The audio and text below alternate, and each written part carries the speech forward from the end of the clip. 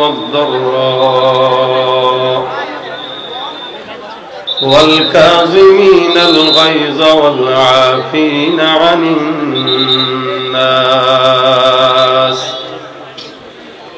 والله يحب المحسنين.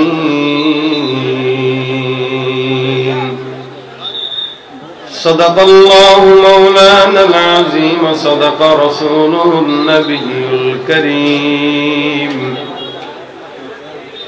وقال تعالى في شان حبيبه ومحبوبه مخبرا وآمرا: إن الله وملائكته يصلون على النبي يا أيها الذين آمنوا صلوا عليه وسلموا تسليما. اللهم صل على محمد وعلى آل محمد كما صليت على إبراهيم وعلى آل إبراهيم إنك حميد مجيد. اللهم بارك على محمد وعلى آل محمد كما باركت على إبراهيم وعلى آل إبراهيم إنك حميد مجيد. لا إله إلا الله لا إله إلا الله لا إله إلا الله لا إله إلا الله لا إله إلا الله لا إله إلا الله لا إله إلا الله لا إله إلا الله لا إله إلا الله محمد رسول الله صلى الله عليه وسلم. سبحانك لا علم لنا إلا ما علمتنا إنك أنت العليم الحكيم. رب اشرح لي صدري ويسر لي أمري واحلل عقدة من لساني يفقهوا قولي. أستغفر الله ربي من كل ذنب وأتوب إليه. لا حول ولا قوة إلا بالله العلي العظيم. الحمد لله. হামলাবাড়ি পশ্চিম পাড়া জামে মসজিদ কমিটি ও যুব সংঘের উদ্যোগে আয়োজিত বার্ষিক তাফসিরুল কোরআন মাহফিলের আজকের সম্মানিত সভাপতি, উপস্থিত দিন প্রিয় ইসলাম প্রিয় ভাইরা, পর্দার আড়ালে অবস্থানরত মা বোনেরা, আল্লাহ পাক রব্বুল আলামিনের দরবারে লাখো কোটি শুকরিয়া যে রব্বে কারীম আপনাকে আমাকে মাগরিবের নামাজ আদায়ের পর দ্বীনি মজলিসে ইমানি মুযাকারায় শামিল হওয়ার মতো তৌফিক দান করেছেন। জবান খুলে সকলে বলি আলহামদুলিল্লাহ। আওয়াজ সামনে থেকে আরো বেশি আশা করছি, আরো জবান খুলে বলেন আলহামদুলিল্লাহ।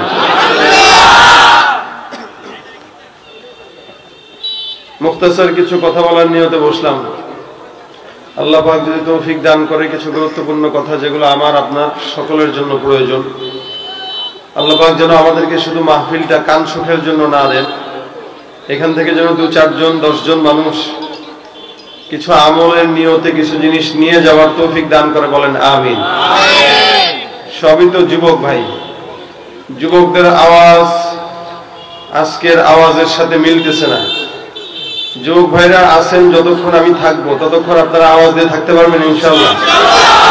সবাই পারবেন নাকি তেল মারা লাগবে? আবার তেলের দুনিয়া চলতেছে এখন, সব জায়গায় তেলের দাম বেশি, ঠিক না?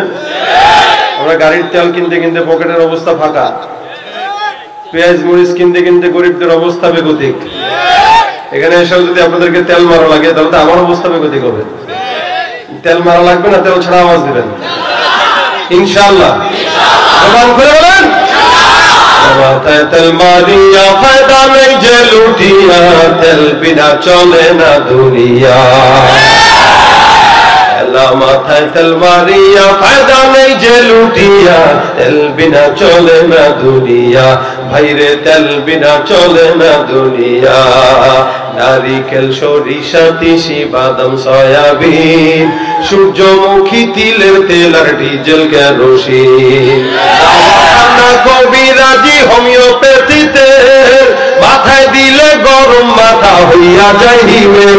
আমার গন্ধ তেলে গিন্নির পরা খুশিতে যায় ভরিয়া, তেল বিনা চলে না দুনিয়া।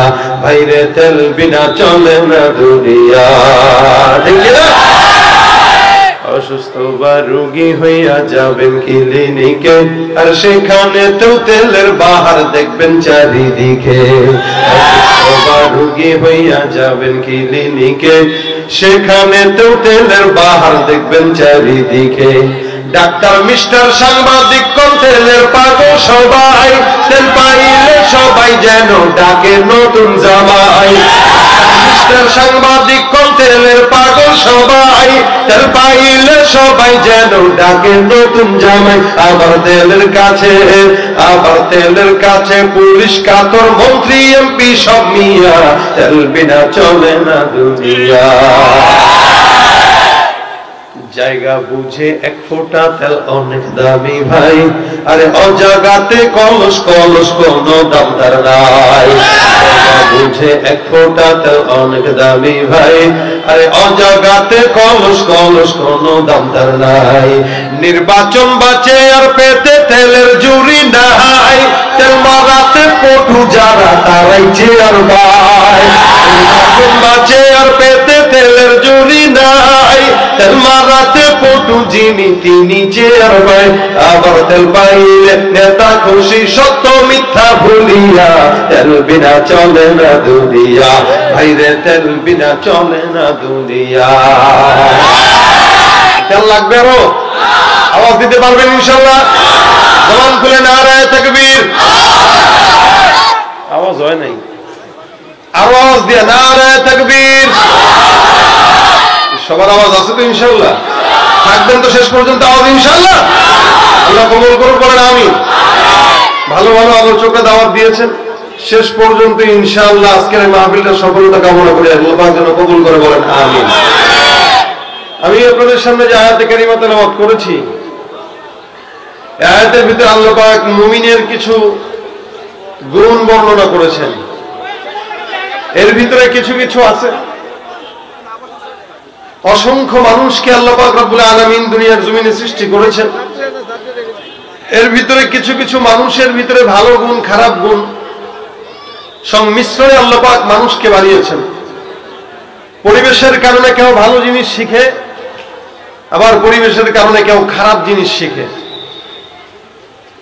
অসংখ্য গুণের ভিতরে আল্লাহ পাক রব্বুল আলামিন বলেন এটাও একটা গুণ মুসলমানের, মুমিনের, যে মুমিন যখন রাগ আসবে তখন রাগটাকে মুমিন কন্ট্রোল করতে পারবে, এটা একটা মুমিনের গুণ।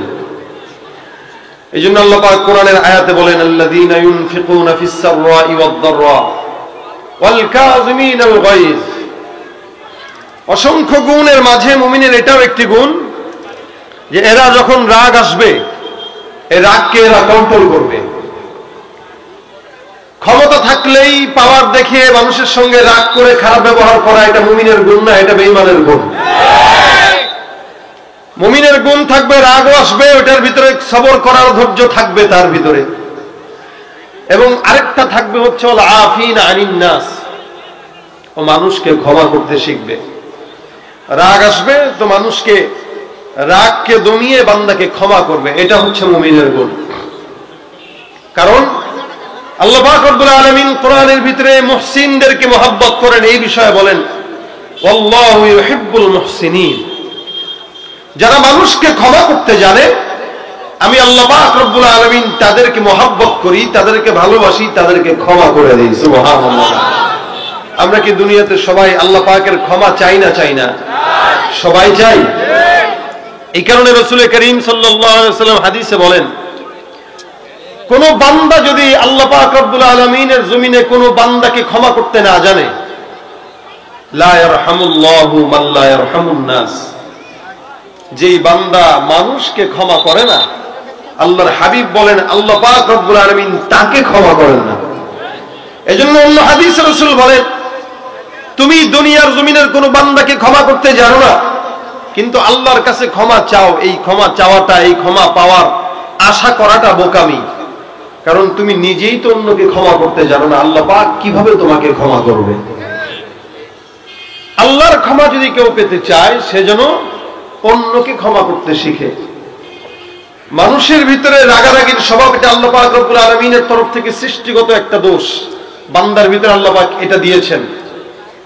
মানুষ দোষ থাকবে, গুণ থাকবে, এটাই স্বাভাবিক। কেউ যদি বলে আমার ভিতরে কোনো দোষ নাই, ও চাপাবাজি করে। কেউ যদি বলে আমার ভিতরে খারাপ কোনো অন্যায় নাই, তাহলে ওর তো মানুষ হওয়া দরকার নাই, তো ফেরেশতা। বান্দা বলতেই সকলের ভিতরে দোষও থাকবে, গুণও থাকবে, এটাই স্বাভাবিক। এই জন্য আল্লাহ পাক রব্বুল আলামিন বান্দাকে দোষ আর গুণের সমন্বয়ে সৃষ্টি করেছেন। গুণও থাকবে, দোষও থাকবে। বান্দার যদি দোষ না থাকতো, আল্লাহ পাক রব্বুল আলামিন বান্দাকে আলাদাভাবে সৃষ্টি করার কোনো প্রয়োজন ছিল না। জিন্নাত, ফেরেশতা, এদেরকে বানানোর পরে আমাদেরকে বানানোর পিছনে বড় একটা কারণ হলো আমরা নেকের কাজ করব যেমন, গুনাহও করব তেমন। তবে গুনাহ করাটা খারাপ নয়, গুনাহ করবে এটা বান্দার আদত। খারাপ হইল গুনাহের উপরে ইস্তেকামত থাকা, মানে গুনাহ সর্বক্ষণিক করা এবং গুনাহ করার পরে অনুতপ্ত দিল না হওয়া, এটা হচ্ছে খারাপ। আমাদের সমাজে কিছু মানুষ আছে গুনাহ নিজেরাও করে, আবার সমাজে গুনাহটাকে প্রতিষ্ঠিত করতে চায়, এটা হচ্ছে বড় খারাপ। একটা হচ্ছে আমি নিজে গুনাহ করি, আল্লাহর কাছে ক্ষমা চাই, আল্লাহ যেন মাফ করে, অনুতপ্ত দিল। আরেকটা হলো না আমি গুনাহ করি, ও কেন নেক করবে, ওরাও নেক করতে দিব না। আমরা গানের কনসার্ট করতে হবে, এখন যুবকরা মাহফিল করে, কেন করবে, করতে দিব না। এই যে সে নিজেও করে না, অন্যকেও করতে দেয় না, এটা হচ্ছে মারাত্মক খারাপ। এই সমস্ত মানুষকে আল্লাহ পাক রব্বুল আলামিন সহজে ক্ষমা করেন না। এই জন্যই আল্লাহ পাক বান্দাকে সৃষ্টি করেছেন যে বান্দা গুনাহ করবে, নেক করবে, আল্লাহর কাছে চাবে। অসংখ্য দোষের ভিতরে এটাও একটা দোষ, বান্দার হুট করে রাগ উঠে যায়। আমরা দেখেন না, ট্রাকের পিছনে পিছনে লেখা দেখি, বাসের পিছনে লেখা দেখি, রেগে গেলেন তো হেরে গেলেন। এই কারণেই মানুষ, রাগ এমন একটা খারাপ গুণ, খারাপ দোষ, যে দোষের কারণে অসংখ্য জায়গায় মানুষ আটকে যায়। আল্লাহ পাক এই কারণে এই গুণটা বর্ণনা করেন। মুমিনের গুণ থাকবে, যখন রাগ আসবে, দিলে যখন রাগ উঠবে, তখন এটাকে কন্ট্রোল করবে, দমাইতে পারবে। কারণ ধৈর্য যদি কেউ ধরতে পারে, আল্লাহ পাক অবশ্যই সাবিরিন মানে ধৈর্য ধারণকারীদেরকে জান্নাতের সুসংবাদ দেওয়ার কথা আল্লাহ পাক রব্বুল আলামিন কোরআনে বলেছেন।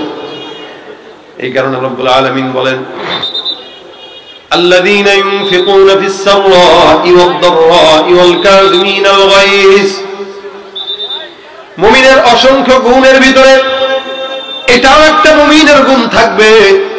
মুমিন যখন রাগ আসবে, মুমিন সেই রাগটাকে কন্ট্রোল করবে। মুমিনের আরেকটা গুণ থাকবে, ওয়াল আফিনা আনিন নাস। মানুষ তার সঙ্গে যতই খারাপ ব্যবহার করুক না কেন, মানুষ অন্যায় করলে সে অন্যায়গুলোকে ক্ষমা সুন্দর দৃষ্টিতে দেখবে। এই কারণে রাসূল করিম সাল্লাল্লাহু আলাইহি সাল্লাম বলেন, হে বান্দারা, তোমাদের রাগ আছে, আল্লাহ পাক রব্বুল আলামিনের রাগ আছে না নাই? আল্লাহ পাক রব্বুল আলামিন যখন রাগ করেন, বান্দার উপরে করোনা ভাইরাস দিয়ে দেন। আল্লাহ যখন রাগ করেন, জমিনের ভিতরে ভূমিকম্প দেয়। আল্লাহ যখন রাগ করে, তখন বাংলার মানুষের জন্য মুরাদের মতো নেতৃস্থানীয় লোকদেরকে দিয়ে দেয়। বাইরে আল্লাহ পাক রব্বুল আলামিন রাগ করলে কিন্তু তার রাগ কমানোর মতো ক্ষমতা কারো নাই। দুনিয়ার জিন্দেগিতে মানুষ মানুষের উপর রাগ করে, আল্লাহ পাক রব্বুল আলামিন বলেন, আমিও বান্দার উপর রাগ করি। আমি কেন রাগ করি? বান্দার নাফরমানির কারণে, বান্দার গুনাহের কারণে আমি আল্লাহ বান্দার উপর রাগ করি। কিন্তু দুনিয়ার বান্দা যদি কোনো বান্দাকে ক্ষমা সুন্দর দৃষ্টিতে দেখে, আল্লাহ পাক রব্বুল আলামিন বলেন, আমি আল্লাহ ওই বান্দাকে ক্ষমা সুন্দর দৃষ্টির দিকে নজর দেই। এই কারণে হাদিস শরীফে রাসূল করিম সাল্লাল্লাহু আলাইহি সাল্লাম বলেন, মানুষ যদি কাউরে ক্ষমা করা শিখে, লা ইয়ারহামুল্লাহু মান লা ইয়ারহামুন নাস, দুনিয়ার জমিনে আল্লাহ পাক রব্বুল আলামিন কোন বান্দার উপরে ক্ষমা করেন না যতক্ষণ আল্লাহ পাক রব্বুল আলামিনের বান্দা অপর বান্দাকে ক্ষমা করতে জানে না। এ মুসলমান নবীর উম্মত, এই কারণে ক্ষমার গুণটা বড় একটা গুণ। এটা আল্লাহর গুণ, এটা নবীদের গুণ। আল্লাহর হাবিব সাল্লাল্লাহু আলাইহি ওয়াসাল্লাম বলেন, মহাব্বত নামক বস্তুটা যখন রব্বুল আলামিন দুনিয়ার জমিনে সৃষ্টি করেন, এই মহাব্বতটাকে আল্লাহ পাক রব্বুল আলামিন 100 ভাগে ভাগ করেছেন। কয়শো ভাগ? 100 ভাগে রব্বুল আলামিন ভাগ করেন। 100 ভাগের 1 ভাগটাকে সারা দুনিয়ার ভিতরে আল্লাহ পাক রব্বুল আলামিন ছড়ায় দেন। 1 ভাগটাকে আল্লাহ পাক জিন্নাতের ভিতরে দেন, 1 ভাগটাকে ইনসানের ভিতরে দেন, 1 ভাগটাকে ফেরেশতার ভিতরে দেন, 1 ভাগটাকে সমস্ত পশু পাখি তরুলতা যা কিছু আছে সারা দুনিয়ার জমিনের ভিতরে আল্লাহ পাক রব্বুল আলামিন 1 ভাগটাকে ছড়ায় দেন। বাকি থাকলো 99 ভাগ। রাসূল করিম সাল্লাল্লাহু আলাইহি ওয়াসাল্লাম বলেন, এই বাকি 99 ভাগ মহাব্বতটা শুধুমাত্র কেবলমাত্র তোমার আমার মতো গুনাহগার বান্দাকে ক্ষমা করার জন্য আল্লাহর দিলের ভিতরে আল্লাহ পাক রব্বুল আলামিন রেখে দিয়েছেন।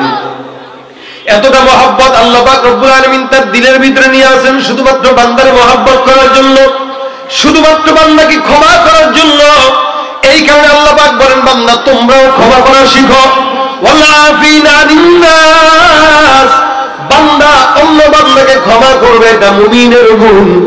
বান্দা অন্য বান্দাকে ক্ষমা করবে, এটা নবীদের গুণ। রাসূল করিম সাল্লাল্লাহু আলাইহি ওয়াসাল্লামের রাগ ছিল না? যদি মানুষের রক্ত মাংস গোস্ত থাকে, ওই বান্দার দিলের ভিতরে রাগ থাকবে, এটাই স্বাভাবিক। তবে মুসলমান, রাগটা কন্ট্রোল করাটা হলো নবীদের গুণ। আল্লাহর হাবিব যখন তায়েফের ময়দানে যায়, হাজারো হাজারো কাফের বেঈমানের দল পয়গম্বরকে বালু দেয়, আঘাত দেয়, ইট দিয়া আল্লাহর হাবিবের শরীরটা রক্তাক্ত করে দেয়। রাসূল করিম সাল্লাল্লাহু আলাইহি ওয়াসাল্লাম কিচ্ছু বলেন না। আল্লাহর ফেরেশতাকে আল্লাহ পাক রব্বুল আলামিন পাঠায় দেয়া বলে, জিবরাইল যাও আমার হাবিবকে যায় ডাক দিয়া বলো, আমার রাসূল করিম সাল্লাল্লাহু আলাইহি ওয়াসাল্লাম যদি বলে আমি এই তায়েফবাসীর জমিনটাকে উল্টায় দেব, আমি 2 পাহাড়টাকে একসঙ্গে আমি জাতা দিয়া সমস্ত বেঈমানের বাচ্চাকে দুনিয়ার জমিন থেকে বিদায় করে নেব। রাসূল করিমকে এত কষ্ট দেওয়ার পরে যদি রাসূল চাইতেন যে আল্লাহ এদেরকে মেরে ফেলো, এদেরকে ধ্বংস করে দাও, আল্লাহ কি আমাদেরকে রাখতেন নাকি দুনিয়ার জমিনে? বলে না, রাখা সম্ভব না। যদি রাসূল সেদিন আমাদের উপর রাগ করতেন, বান্দাদের উপর রাগ করতেন, আজকে 1400 বছর পরে এখনো পর্যন্ত আমরা দুনিয়ার জমিনে টিকতে পারতাম না। কিন্তু রাসূল করিম সাল্লাল্লাহু আলাইহি ওয়াসাল্লাম বলেন, জিবরাইল আল্লাহ পাক রব্বুল আলামিন যদিও তোমাকে আদেশ দিয়া পাঠালেন আমার এই সমস্ত বান্দাকে হত্যা করার জন্য, কিন্তু আমি পয়গম্বর তোমাকে বলি শুনে নাও, আল্লাহ পাক রব্বুল আলামিনের কাছে যদি আমি এটা বলি আল্লাহ তুমি ধ্বংস করে দাও, সব বেঈমানের বাচ্চারা ধ্বংস হয়ে যাবে। কিন্তু জিবরাইল তুমি মন দিয়ে শুনো, আজকে যদি তুমি তাদেরকে হত্যা করে দাও, আজকে যদি তাদেরকে তুমি ধ্বংস করে দাও, এই দুনিয়ার জমিনে আল্লাহ আল্লাহ বললে লোক আর থাকবে না। সুতরাং আজকে তাদেরকে বাঁচায় দাও, ইনশাআল্লাহ আজকে যারা আমাকে মারে, আমাকে আঘাত দেয়, আমাকে কষ্ট দেয়, এরা না বুঝে কষ্ট দেয়, কিন্তু আগামীকাল আজকে যদিও তারা আমাকে মানে না, আগামীকাল তাদের সন্তানেরাই আমি নবীর জন্য জীবন দিতে তৈয়ার হয়ে যাবে। মুসলমান 1500 বছর হয়ে গেল প্রায়, আজও পর্যন্ত আমরা রাসূলের জন্য জীবন দিতে তৈয়ার আছি না ভাই? রাসূল যদি সেদিন রাগ করতেন, এখনো পর্যন্ত আমরা ইসলাম পেতাম না। রাসূল করিম সাল্লাল্লাহু আলাইহি ওয়াসাল্লাম যদি সেদিন আমাদেরকে বদদুয়া করতেন, আমাদের ধ্বংসের জন্য বদদুয়া করতেন, আল্লাহ রাব্বুল আলামিন এখনো পর্যন্ত বান্দাকে এখন আমরা এই পর্যন্ত আসতে পারতাম না। কিন্তু সেদিন রাসূল করিম সাল্লাল্লাহু আলাইহি ওয়াসাল্লাম হাত তুলে দোয়া করে, আল্লাহুম্মা হদি কওমি, আল্লাহুম্মা হদি কওমি। রাসূল করিমকে হাজারো বদদুয়া দেয়, রাসূল করিমকে হাজারো আঘাত দেয়, রাসূল করিমকে হাজারো কষ্ট দেয়। আল্লাহর হাবিব সাল্লাল্লাহু আলাইহি ওয়াসাল্লাম বদদুয়া দিলেন তো দূরের কথা, রাসূল দোয়া করে, আল্লাহ তুমি আমার বান্দাদেরকে হেদায়েত দাও, আমার কওমকে হেদায়েত দাও। রাসূলের এই হেদায়েতের দোয়ার বরকতে আজ থেকে 1500 বছর চলতেছে, 1400 বছর পার হয়ে গেল। শুধু 1400 বছর কেন, কিয়ামত পর্যন্ত আল্লাহর রাসূলের উম্মতেরা যদি ঈমান দিলের ভিতরে থাকে রাসূলের জন্য জীবন দিতে প্রাণ দিতে তৈয়ার আছি না নবীর উম্মত দাবি করো সুন্নাহ মানো না